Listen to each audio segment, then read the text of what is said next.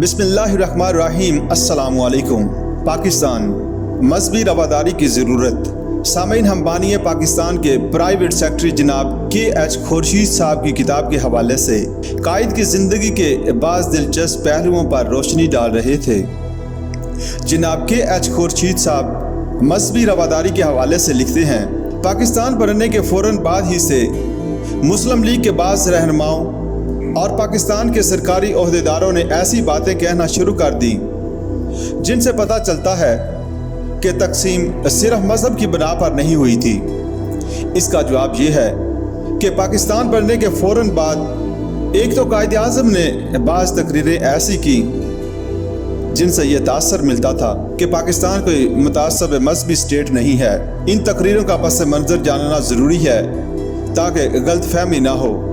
भारत में मुसलमानों का जो कत्ल आम हो रहा था, फिक्री सतह पर इसके लिए जो जवाज़ मुहैया किया जा रहा था कि पाकिस्तान मजहबी दीवानों की रियासत है और वहाँ सब के सब हिंदू और सिखों को मौत के घाट उतार दिया जाएगा, इसलिए यहाँ भारत में रहने वाले मुसलमानों को ज़िबा करना ज़रूरी है।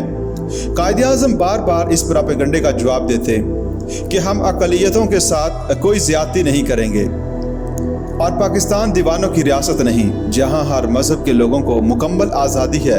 ये तकरीरें वक्त की अहम ज़रूरत थी और तारीख गवाह है कि इस वक्त इनकी अजहद ज़रूरत थी। बाज़ लीडरों या सरकारी अफसरों की एक खेप ऐसी थी जिसने भारत के प्रोपेगेंडे से मुतासर होकर एक शदीद रद्द अमल का इज़हार किया। वो गैर शऊरी तौर पर ये साबित करना चाहते थे कि पाकिस्तान मजहबी रियासत नहीं और इसमें वो सज़ाएं नहीं दी जाएंगी जिन्हें जदीद तहजीब बुरा समझती है। इस खेप में बाज़ मगरब ज़दा पाकिस्तानी सफ़ीर ख़ास तौर पर शामिल थे क्योंकि इन्हें बैनुल-अक़वामी सतह पर प्रेस का सामना करना पड़ता था और प्रेस भारत के प्रोपेगेंडे से मुतासर होकर इनसे ऐसे सवालात ज़रूर पूछता था।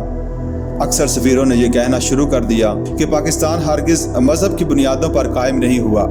ये सूरत हाल पाकिस्तान के हक़ में इंतहाई मोज़र थी क्योंकि दूसरे मुमालिक पर हम पाकिस्तान के क़याम का मकसद ही साबित ना कर सके। ज़रूरत इस अमर की थी कि इन लोगों को मुल्क से बाहर सफ़ीर बनाकर भेजा जाता जो नज़रिया पाकिस्तान से बाखूबी आगाह होते और इल्मी सतह पर मुखालफिन के इतराज़ात के जवाब दे सकते और हालात का तज्ज़िया करके साबित करते कि पाकिस्तान मज़हब की बुनियादों पर कायम होने के बावजूद दूसरे मज़ाहिब की अक़लियतों से किस कदर बेहतर सलूक करता है और भारत सेकुलर होने का दावा करने के बावजूद बरहमनी फस्तायत का किस हद तक शिकार है।